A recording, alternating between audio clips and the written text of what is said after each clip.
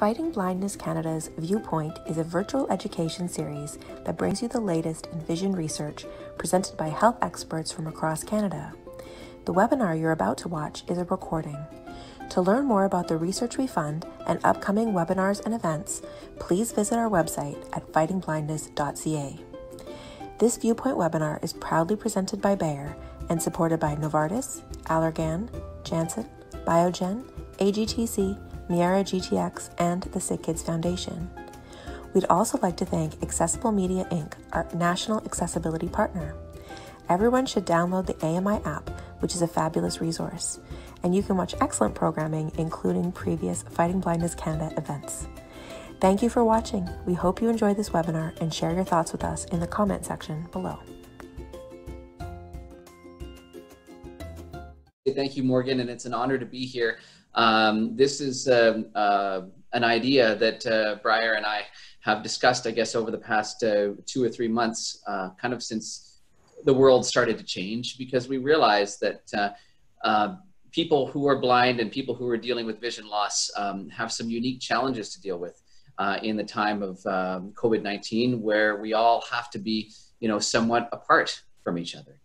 And so we basically thought about 4 key areas of challenge and perhaps some workarounds for you to consider. These areas would include physical touch, physical activity and exercise, access to skills and basic necessities of daily living, and one thing that might be overlooked, maintaining one's independence as a person dealing with vision loss. Briar, do you have anything to add? Well, first of all, one of my favorite fun facts about you that got missed in the intro is that you were our flag bearer at the Beijing Paralympics. And if you haven't heard his interview with Rick Mercer, that's well worth a Google. But I was going to say that, Donovan and I started to chat weekly on Thursdays very early into the COVID lockdown. And I was reaching out to lots of my friends, but Donovan in particular, because I was, I think, more sensitive maybe than some people who don't work as ophthalmologists as to how this was hitting my patients that are living with vision loss. And I was worrying about lots of them. And so we would just inevitably get talking about things. And, I'll start with physical touch. There's a new study that was out today that shows that social distancing is actually bad for mental health. But Donovan, I know you and I talked a lot about it, and I thought what you had to say really resonated. Well, it is. It's one of those things that people with sight, I think, take for granted. And before that, I'm just going to bypass or backtrack, I should say, and publicly thank you, because you were one of the few friends who made not only an effort, but a consistent effort to always reach out and to see how I was doing. And just having that weekly check-ins and those times to talk about ideas, talk about music, talk about various things is really invaluable to me. So I appreciate that, Briar. And I'm going to cut you off because I can, but one of the things I would say to anybody who's listening is don't be afraid to ask for that. People may not think of it. They don't work in my industry. They may not realize that it hits you living with vision loss more than it hits me living sighted. But I think that anybody who asks a friend, hey, can we chat weekly Wednesdays and can we chat every couple weeks on a Sunday, you'll find that you will get more support than you think. It doesn't hurt to ask, because most people aren't mind readers. Most people don't get it as second nature, but when you explain it to them, they have a sense of how to be there. But physical distance and touch, in the sense of touch, I think a lot of people with sight perhaps take it for granted, because anybody who can see a smile, can see a wink, laugh, those sort of things. But for anybody with vision loss, or in my case with absolutely zero vision, we don't get exposed to that. And there's only so much that you can get through vocal change. So I still remember growing up, I'm the oldest of 3. My sister, my kid sister, who's 6 years younger than me, never liked it when I would come up and hug her. And my mom would say to her, Catherine, this is his way of seeing your smile. So for me, it's usually second nature up until recently that when you meet up with friends, you would give them a hug, or in a more formal sense, more of a handshake.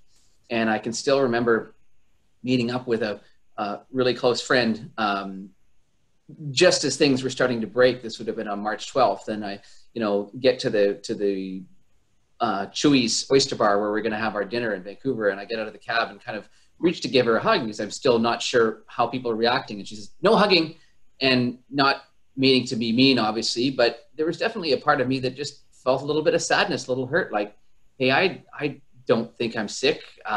Who is this all applying to? Is this going to become the new normal? Obviously, I've gotten more used to it now, as we all have, and being able to, not have the same amount of hugs. And admittedly, I've had those clandestine hugs with a couple of different friends that maybe you're not supposed to have. Luckily, I am very close with my mother, and she lives alone, as do I. And so we've still agreed that we're going to continue to hug each other through all this. So that's at least something. Other things I've realized for certain people is a workaround would be the pat on the shoulder, the elbow tap, the toe tap, things that maybe aren't so physically invasive, but still get across that same emotion. And Donovan, I think, one of the things that you also found was quite difficult is one of your friends who has an immunocompromised partner and asked your friend not to take your elbow because she was actually that concerned about disease transmission. What was that like for you? Well, it gave me a greater understanding of how this whole situation has brought about different boundaries for everybody. And this is me going on a walk with a childhood friend who I went to preschool with. And although we're not close as in we see each other every week, we do have a close relationship. And when he suggested that we walk last month, he asked if we could social distance because his girlfriend has asthma, and he himself wasn't worried about touching me or what could offer, but more so the guilt feelings involved with living with a partner with that, and then having to admit that perhaps he did something that he should have. And I guess, to be honest, I thought it was a little weird, a little bit over the top. But when I took a step back, I realized that's the boundaries that some people have to set during these times. And there are people who are going to have different levels of concern and different levels of fear. And you can voice your concern and complain about them, but really it's not going to change anything. You've just got to respect those people's boundaries. And so we ended up walking, me just slightly behind him with my cane, didn't hold the elbow. And it was actually okay. It probably would have been faster if I was holding on to him. And I think, Briar, you can speak to the fact that whether or not there's a high risk of walking outside holding the elbow, if there is a risk or if there's not a risk. But if that's what I had to do in that situation to be with that friend, I was willing to do so. So I have a question for you. Do you think it makes sense if you are, assuming we have a second lockdown, or if you're still somewhere like Quebec or Ontario that's quite locked down, does it make sense to have those conversations when you're making plans? Would it be okay if I gave you a hug when I saw you, or would you prefer to, bump fists, or what are your thoughts? Absolutely. I think as somebody who especially can't see at all or can't see very well, it's really important to have those conversations prior to an interaction. And as well with, we're going to go out and there's going to be some other friends here. Is that okay? Or we're going to go to a restaurant. I think so long as everybody's on the same page and made to feel as comfortable as possible and have an understanding of the social interaction beforehand, there's absolutely nothing wrong with that. And I hate to say it, but you can choose as a friend, perhaps you not being as immunocompromised, are comfortable with a little close distance, but those friends who need to stay that distance apart, perhaps you realize that it's not because they're not good friends, but perhaps that you don't need to spend as much time with them because there's so much more thought involved, or you can hang out with them virtually or in a different scenario as opposed to face-to-face. Well, and as you know, as a healthcare provider, I took social distancing extraordinarily seriously because I felt I had a moral imperative not to be coming to work asymptomatic, but sick.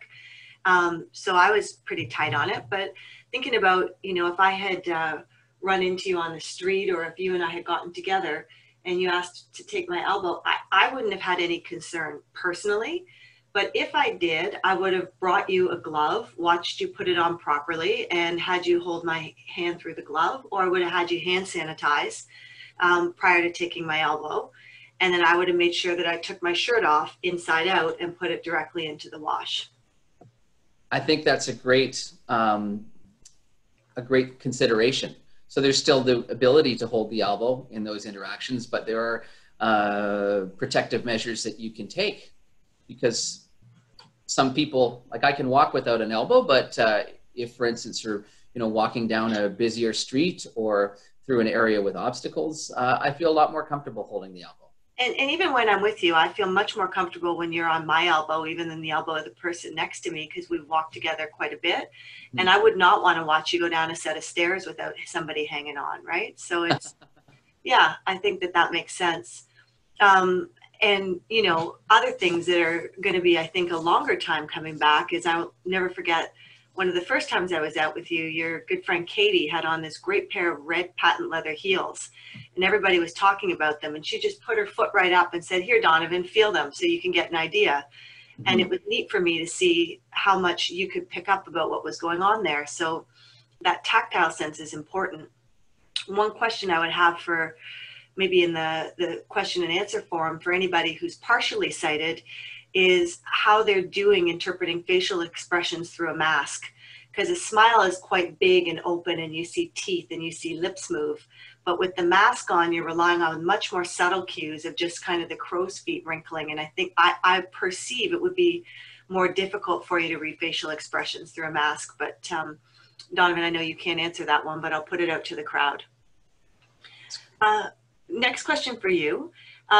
What were some of the ways that you did feel most connected to people during this? What worked for you? Was it FaceTime or Zoom or telephone? Did it make a difference? I think it was definitely telephone calls. Zoom, I didn't do a lot of those. And to be completely honest, I found some of those larger Zoom chats to be a little chaotic, especially when you can't see who else is on the screen and there's so many different voices coming in. It was difficult to know where to speak or when to speak. And one that we were a part of together, that the wine tasting, where I was on the Zoom and you were coaching me as to where to put my screen, and that maybe I should turn on the lights and open my blinds because people couldn't see me. Yeah, Donovan was on in the dark. But of course, why would you think to turn the lights on, right? Exactly. Saves the hydro. So for example, if you and I and Cindy were going to do a Zoom chat, would it be helpful, and Craig, for us to say who we are before we start talking? Absolutely. Say who you are, or say, hey, Donovan, you're in this Zoom chat, and Craig's here, and Cindy's here, and whoever else is here. And I think also to keep it down to a minimum of a certain number of people. Like, I think 4 people on a chat like that is perfect. When you're getting into like 6, 7, 8, it can become a bit more problematic. I did my first kind of group Zoom chat with a kind of a loose group of friends I kind of know through high school, who their guys are a few years older than me, and we get together for something called Dudes Night and go out for beers and stuff like that. And it was one of the guys' birthdays at the beginning of May, and they organized a chat. And I think because it was mostly guys on the phone who have louder voices and like to talk, and there was about 8 of us at least on there, it was really hard to fill in the gaps. And plus, it's not like these guys were my closest friends. So when you're dealing with a group who you're not as connected with anyway, it's harder to know when to interject yourself. So we talked a lot also because, as a Paralympic athlete, you're one of the more active guys I know. And obviously the pool was and remains off limits at the moment. What did you do for physical exercise during all of this? I know that you adapted your routines. Well, one of the first things I did is that my mom agreed to, go on daily walks with me, because she's got a dog, a cute little Australian Labradoodle, Gin, and she'll walk Gin twice a day. and she agreed to come and take me for those afternoon walks just so I could get out of my apartment and have kind of a change of scenery. I realized that maybe I needed something more, so I was looking at a few different options. Anybody with full sight, of course, and we saw a lot of those walking, were out running. And as much as I like to run, I've got to do that with a guide partner, and not the greatest for social distancing, but one of the things we did buy was a rowing machine, because that was something that I could do without too much issue, just have it kept in her basement, and I'd come over and do a little row. But the other one, Briar, that you and I definitely debated on, and again, and it comes to different people's comfort level, was the tandem bike. I have a friend who loaned me hers when she went back to the States, and so I had one ready to go. And I have a good friend, Paul, who I ski with. He's one of my main ski guides. And so, of course, we were not doing that during the winter, but he agreed to go on the bike with me, himself being an avid cyclist. And now, of course, all this was talked through with my mom, and because, you know, I don't want to expose her as a nearly 70-year-old woman to any adverse situation, but she was fine with it. She trusted the situation and kind of balanced the safety concerns with the need for me, her son, to get some physical exercise. So Paul and I ended up going on the bike a few times, and he was not particularly concerned for himself, but was a little bit concerned about the optics of two people on a tandem bike. And so how we got around that, at least in the beginning, was we wore our adaptive skiing vests. So people would look at the vest and see a blind skier, except the blind skier is on a bike. So I think for the most part, people, you know, wouldn't comment, because they say, okay, these guys obviously have some sort of arrangement. There's a reason they're not fully socially distancing. Yeah, and I think that was smart. And I think, you know, one of the things has never been studied in a pandemic, during a quarantine or a lockdown, is the effect on mental health. We just weren't that with it back in 1918. And I think we all know that exercise is really important to mental health.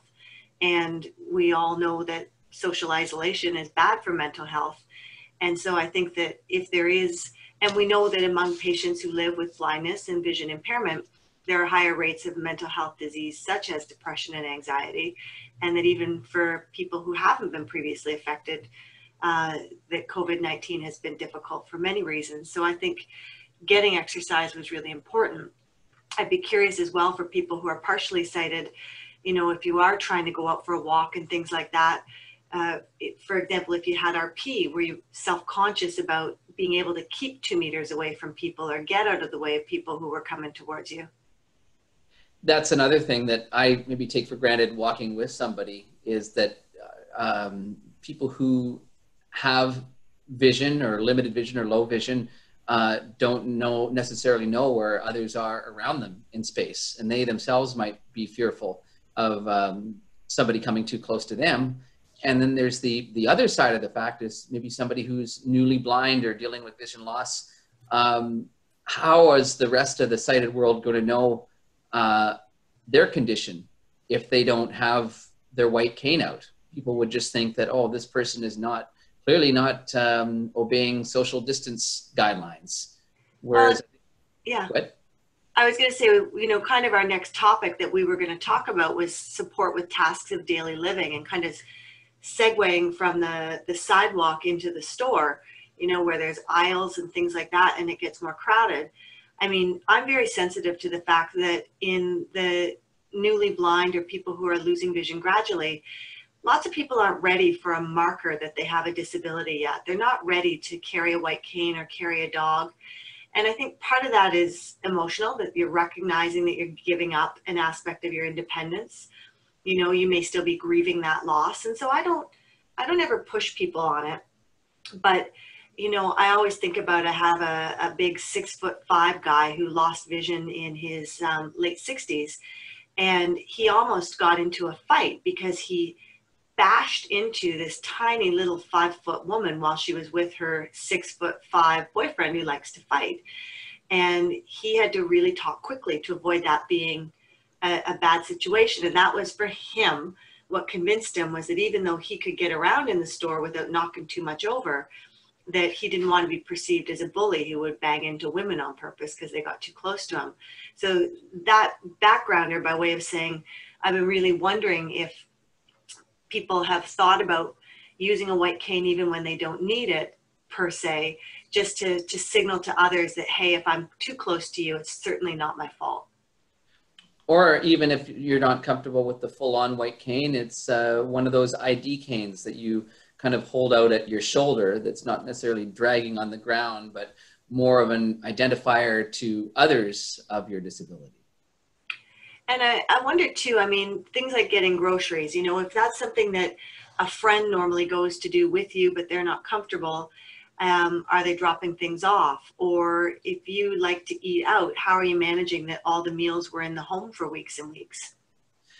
Well, again, I think, and I'm only speaking from my perspective, and I've got to say, since privilege has been a part of our vocabulary, especially in the last few weeks, what we've seen go on in the States, I'm very lucky, and that I do live in an area where I've got great family support. I've got friends around me. I do have a mother who is willing and able to grocery shop for me and drop things off at my condo.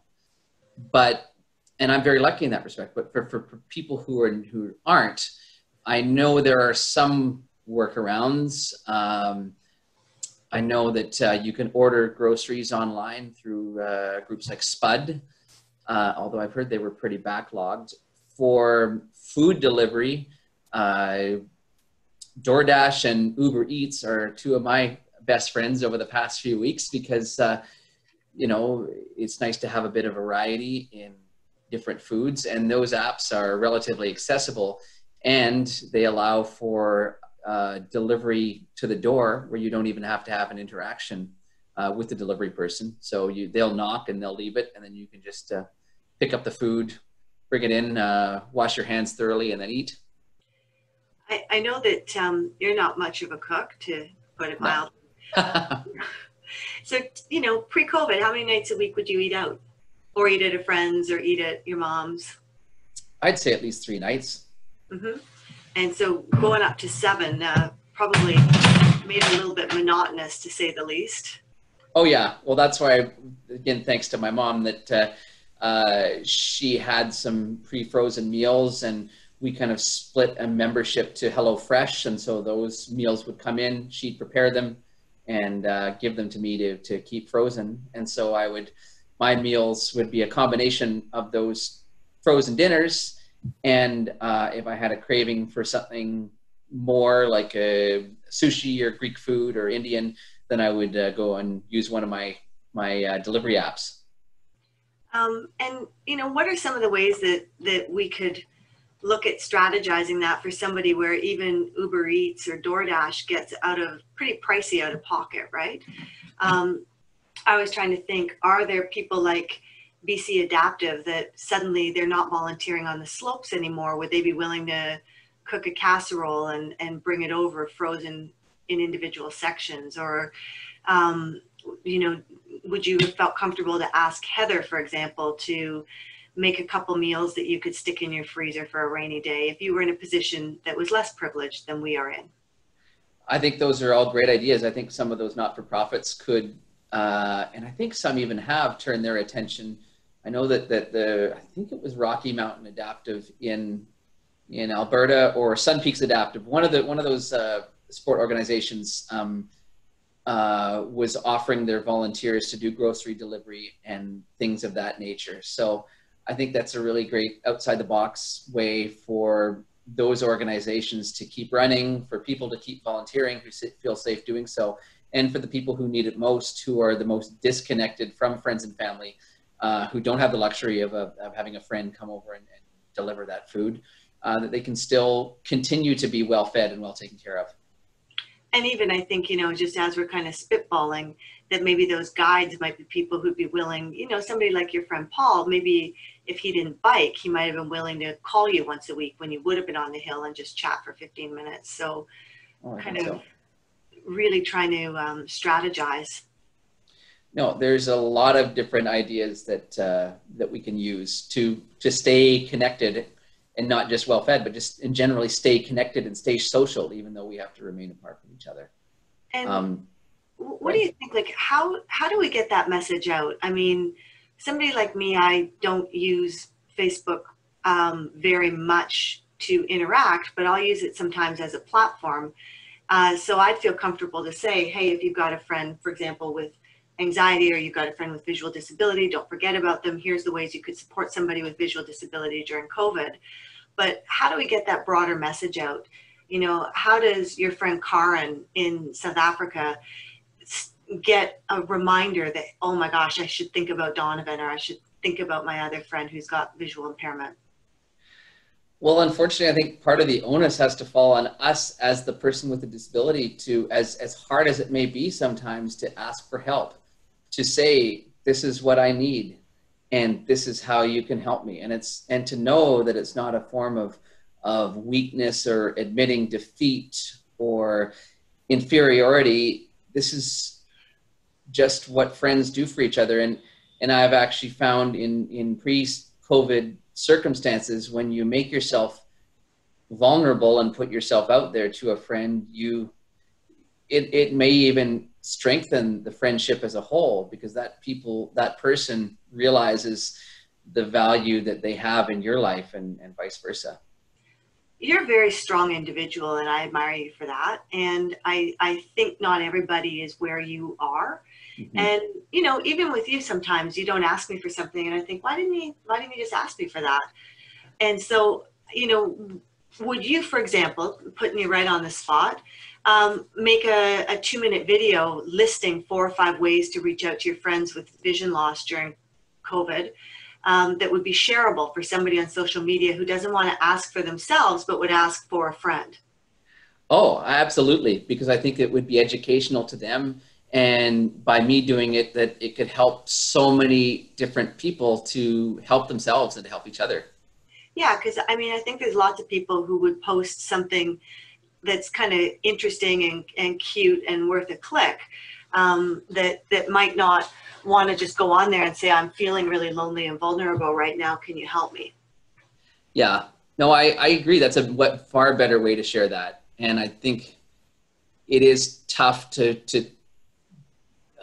post vulnerability and loneliness in those in such a public forum. That would be more of a thing that you'd want to talk to individual friends about. But if it's done through somebody else by a video in kind of a to the point but lighthearted way, then that could put across an even stronger message. I'm thinking about that video you and I watched last year, that if you guys haven't seen it, it's called I Can't Believe You Asked That. It was a CBC clip. Yeah. It was a panel of people living with vision loss joking around about all the stupid questions that they've been asked. But you know that some people watching it actually had those questions and had just never been, you know, gutsy enough to ask their friends about them. That's very poignant. In fact, one of the guys in that video, a fellow by the name of Johnny Tai, is a blind martial artist from Richmond. And, you know, he's done something pretty amazing during this whole pandemic. He is running a grassroots not-for-profit called Night Strike. And it's basically teaching blind people how to do self-defense and various moves and to protect themselves. And I think because he's been in positions where he's had to defend himself and had to fight, and you can, you know, YouTube him and Google him more to find out his story. But to his credit, he's basically every second day he's organized calls on Messenger with a bunch of different blind individuals to run through a fairly vigorous workout and discuss self-defense and various topics. And I think that's been a huge gift to a lot of people. Good for him. Yeah. And so that's, you know, one COVID silver lining, as you know, I like to call them, about people who have been able to maintain and strike out with their independence. And I'm going to talk, and I think, you know, we have some ideas on some of the challenges that the visually impaired are facing to their independence during COVID. But I thought I'd kind of start with you giving your story about what it was like to work from home, because I think for a lot of people, the idea would be that they would find it more lonely or more isolating. And also with the new rule changes around signatures, how you got a bit more independence in your job. Well, there's a couple different things here, and that because part of my job is doing, as a general insurance broker, part of my job is doing renewals for people's car insurance, which in the province of BC is through the government-run ICBC. And in the past, when my clients and my friends would come into the office to do an ICBC transaction, I would go through the transaction, and then I would have another sighted colleague assisting me at my desk to show that client where to sign. It got the job done. To be honest, sometimes it felt a little weird, like I'm supposed to be the business professional here, and then I've got a junior colleague helping me to do my job. But, you know, we all understood that it was for a reason. When COVID hit and our offices were closed for almost 2 months, that all moved online. So basically the system developed where people would call in, you'd get their consent over email, do the transaction over the phone, and then send them a PDF that they would have to just agree on without even signing. And then you send them the correct copy of insurance to go in the car. And I remember thinking after the first couple of weeks, this is pretty cool. I can actually do more of my job from start to finish than I ever have in the almost 12 years I've been working at Buntain Insurance. And for me, that was hugely empowering. And my boss, Gord Buntain, who runs the company, is a very forward-thinking guy and loves to problem solve. And he even said to me one day, Donovan, you could, you know, you're going to do so well during this time. You have so many more opportunities. And I said, Gord, is it right for me to even ask for more business during the pandemic? And he says, rhetorically, of course, do you want to be poor?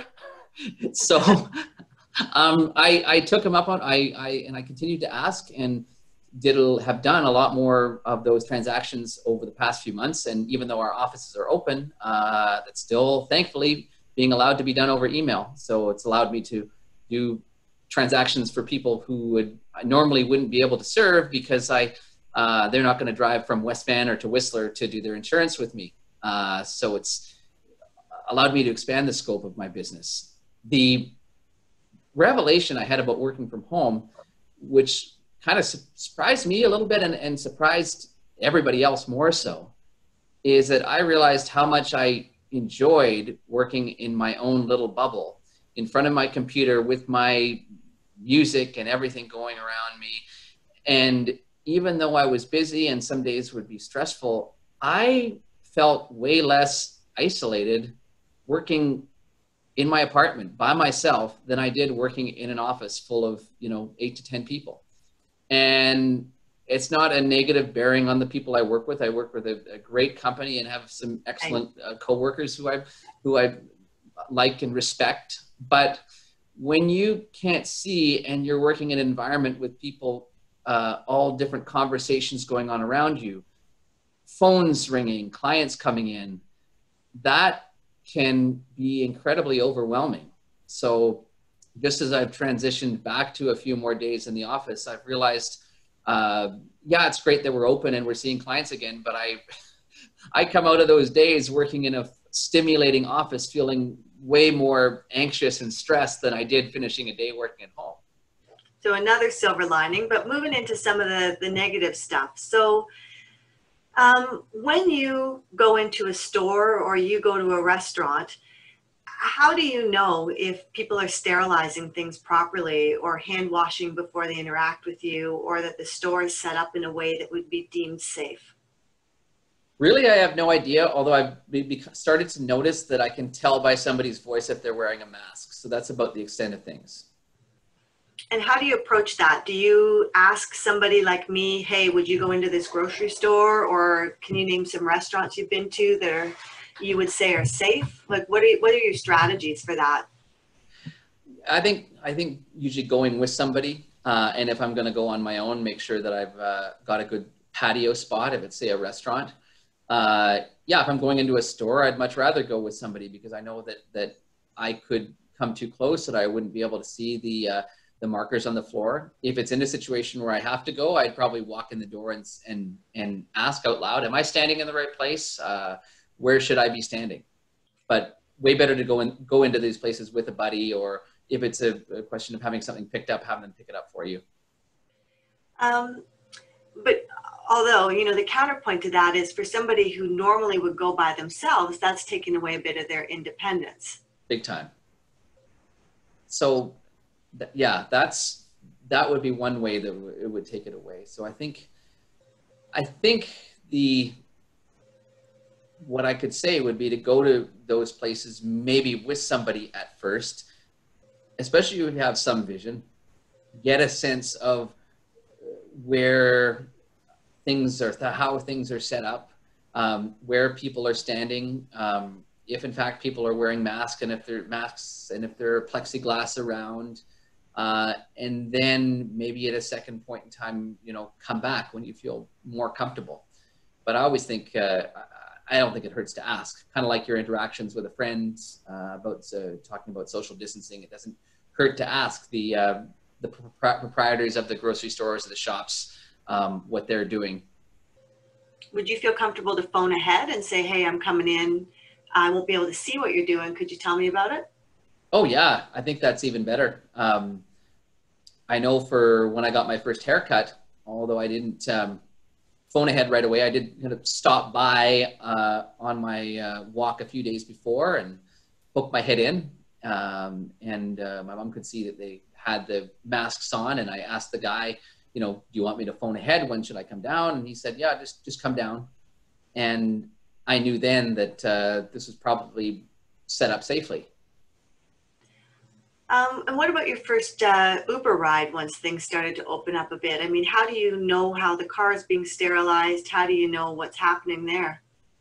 You don't really know 100% of the time. You can just, you have to take some element of trust that these people who are driving Uber, they might not have another form of income, and there's no way they want to put themselves in any form of danger. So you like to think that they're doing the absolute best they can. What I did, and we had talked about this kind of about a month or so in, I said, is it safe to take it? And you said, well, as long as you wear a mask and hand sanitize in and out, which is of course what I did. And I remember being quite anxious the first time, thinking, I hope I'm doing this right. And I haven't done this since the start of the pandemic. And of course I arrive at my mom's house, and my sister was there because she was coming over for a visit. And she says, you've got your mask on, fine. And I said, well, what do you mean? I was so focused on wearing that mask correctly that I forgot to make it look nice. And that I had the whole mask on, not only over my nose and mouth, but also over my eyes. So I'm sure that Uber driver thought, this guy looks a little ridiculous, but I'll still take him in the Uber. And is Uber going to have an advantage over taxis because you don't have that point of contact with the credit card? Yeah, that's a very good point. I think it probably will, because of course all the swiping and the payment and the tipping is all done through the phone. Mm-hmm. And they have pretty strict guidelines. I know both Uber and Lyft have made it mandatory for both drivers and passengers to wear masks, and they suggest keeping the windows down. And they talk about sanitization policies. I'm not sure, I'd like to think, but I'm not sure if taxis are keeping the same duty and care. I'm going to flip topics. You and I both listened to the excellent podcast put out by the Canadian Council for the Blind on their survey. Mm-hmm. I don't know if you had any major takeaways, or you wanted me to ask you about a few of my takeaways. Yeah, maybe go into some of because you picked out a few points right away that we could chat about. I mean, from an overall health perspective, risk is worst for people who are over the age of 70. And so I would have thought, with an inability to see whether or not personal protective equipment's being worn, with more likely to have comorbidities, meaning difficulties moving around and things like that, the more fearful and stressed population among the visually impaired would be in the over 65, but it was actually in the under 65. I have my thoughts on why that is, but do you have any thoughts? I wonder if that's even a product of vision loss. I definitely work with people who are in their late 20s and early 30s who I think are are more fearful than me of COVID-19, and they can see perfectly well, including one colleague telling me that I probably shouldn't see my mom if I'm taking Ubers. So I wonder how much of that has to do with sight or just people's general fearfulness. I mean, I certainly think that if you're over 65, statistically, you're more likely to be retired, which means statistically more likely you're not at a risk of loss of income or a loss of employment. So I wondered if that was a factor. Yeah, I think that's depending on the line of work that you're in, that could be a huge fear for a lot of younger people. Although when I think about a lot of the careers that people are in who have vision loss, I would think that a lot of them are still active, especially if it's a government type job where they're doing data entry or tech support, or even something like social work, which can be done somewhat virtually. Mm-hmm. So one of the other things that I thought was interesting is that 50% were concerned about how they would reach a doctor or a hospital and whether or not they could have someone come in with them. If you had to go into hospital, I can absolutely guarantee you they would have stopped your mom at the door. How would you have felt about that? Or do you think you would have felt differently than maybe I would have if they stopped my husband Craig at the door? Well, I think knowing it going in would make me more ready for what to expect. Mm-hmm. So knowing that I'm going to be the only one going in beforehand wouldn't be a huge surprise. It wouldn't be necessarily comfortable or ideal, but I'd have time to kind of wrap my head around it before it transpired. So I would definitely not feel as comfortable, but I'd have time to get ready and just realize that I kind of have to put my trust in the people who are in that hospital, those healthcare workers, that they're going to do their best for me. Mm-hmm. Final thing I'll touch on there, and then we'll maybe see if there are any questions and answers, just being mindful of time. I was very surprised with the Canadian Council of the Blind's result that social media was not the primary way that most visually impaired people were receiving their COVID news. Do you think that's because they are listening to radio or television broadcast, or what are your thoughts? Well, the social media, I find, and I think even for people with sight, is very vast. There's so much information out there, whether it be Facebook or Twitter, or those who can see well, Instagram. And it's a very time-consuming way of acquiring information. If I want my daily COVID update, I'll just turn to News 1130, our local news station, in the morning, or catch the report with our health officer, Dr. Bonnie Henry, on CBC TV in the afternoon, rather than trying to wade through Facebook and pick out fact from fiction from this person's favorite pandemic recipe for peanut butter cookies. So I think social media is way easier to access when you have full sight and you can sift through it. Did you have any final thoughts? I'll see if we did have any questions and answers from the crowd. Final thoughts, I guess it would be keep an open mind. Always remember that people are going to have different boundaries, and respect those, and I'm sure others will respect yours. Don't be afraid to ask for help. And do your best to stay informed, but not to the point of becoming fearful and letting this run your life, because it is a part of us now, but there's a way that we can interact with what's going on in the world around us without constantly being on edge. That over anything is going to lead to some challenges in mental health.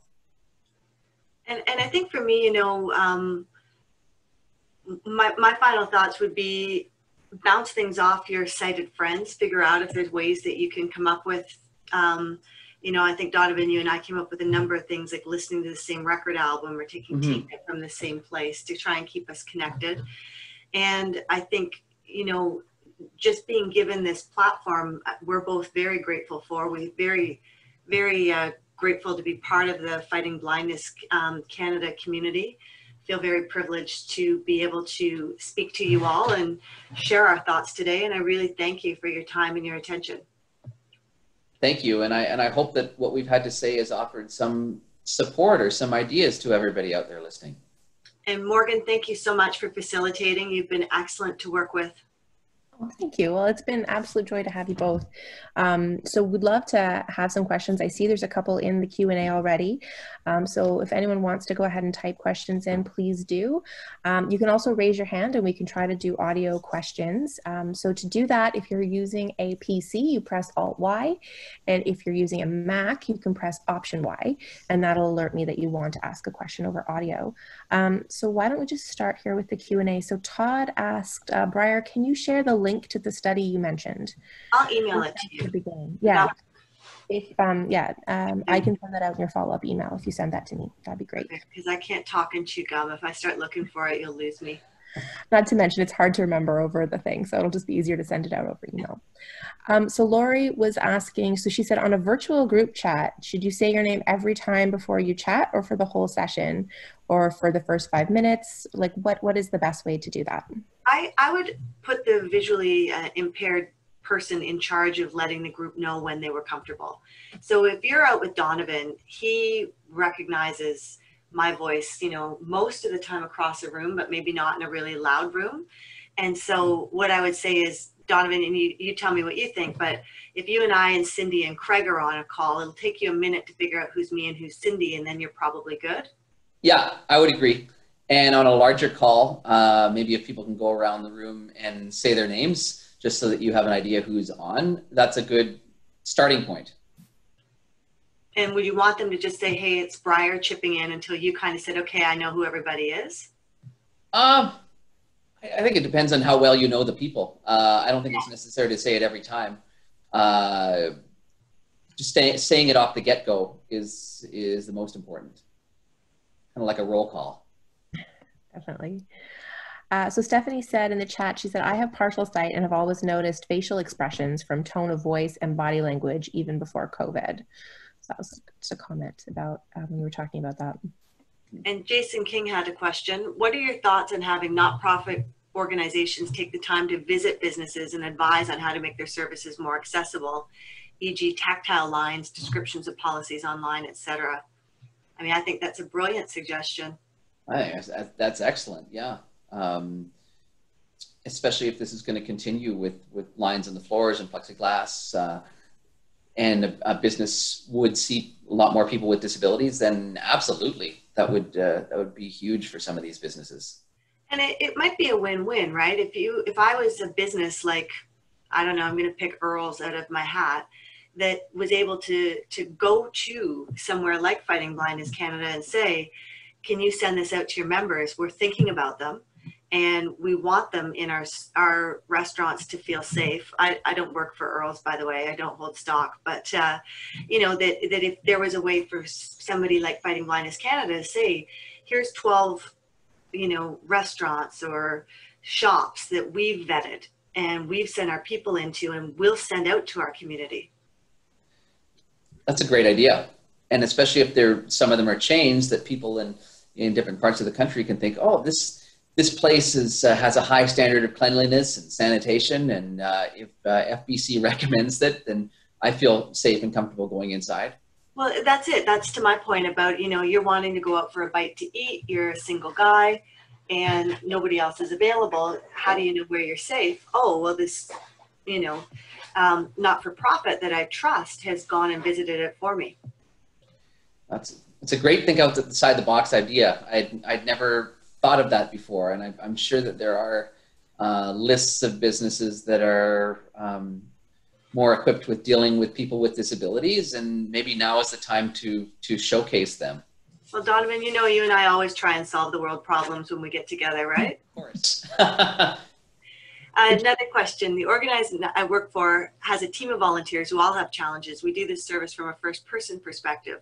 This way, the person most likely to make use of the accessible services are the ones making the suggestions. I think that's an absolutely fabulous resource to have. I think that that is exactly the ideal way to do it, because certainly I like to think that I have a pretty good idea of that perspective, but obviously I don't walk a mile in those shoes. I just kind of watch people who do. I would agree. People who have dealt with those challenges themselves have the certain personal understanding and empathy to be able to educate others. Yeah. Okay, we have one more question. I think it's an audio question, so let me just see if I can get this to work. This is always a touch and go.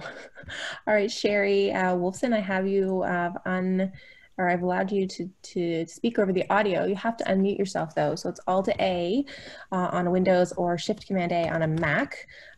So I'll give you a second to get that sorted out. Can you hear me, Sherry? Are you there?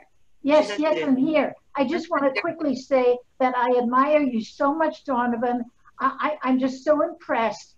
And I'm almost in tears because I admire you so much. Thank you so kindly for everything. I complain about my eyesight because with macular degeneration and glaucoma, but after seeing you, I will not complain again. Thank you, thank you, thank you. Well, thank you for the kind words, Sherry, and I'm glad that I was able to kind of help you out today. Great, thank you. And I think the only other comment that we had here, and this wasn't a question, it was just a comment from Kara. She said that she works for CNIB Foundation in Edmonton, and she was saying that CNIB Canada-wide has volunteers that do grocery shop for clients, and I think it's called the Vision Mates program, and they can call clients that have vision loss once or twice a week just to kind of help counter some of that social isolation. So that's a good resource, I know. I've heard of that. And Kara, if you're listening, I'm so sorry. I know who you are, and I completely missed responding to an email of yours regarding speaking to a group in Edmonton. But I will, that's a great point, and I'll respond to your email, and thank you for passing on the information about Vision Mate, because I think it's valuable. That's where she came today. She came to chase you down. Yeah, maybe we could include her link as well that she's provided in your follow-up email. Definitely. Absolutely. That sounds great.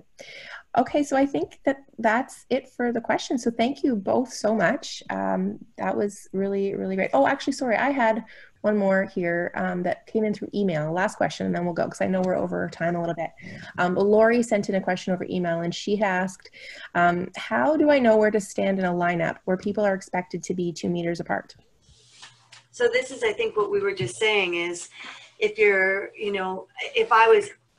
if you were in my office, I've used a very, very, very bright tape, and it's up enough that, it's a little rigid, but of course my staff is watching to tell you where. But I do think that without creating a tripping hazard, if you could create just a slightly raised, very brightly colored, contrasted line, that would be ideal. I'm not sure how you would do that tactily, but if there's a raise something on the ground. Like I'd put down maybe a meter stick and duct tape it to the ground. So you just had something with just a slight bump that you'd feel with a cane, or that you could stub with a foot. Mm-hmm. That's a really good idea. Or even like a bubble paint of some sort. I'm not sure. Yeah. On top of the tape. Like a stucco. Mm-hmm. Yep. Absolutely. All right. Well, thank you both. That was really great, and always love chatting with you. I met Donovan last year for the first time at our Young Leaders Summit where he spoke, and it was so great. So that's right. Well, thank you, Morgan. Thank you for facilitating this and putting this all together.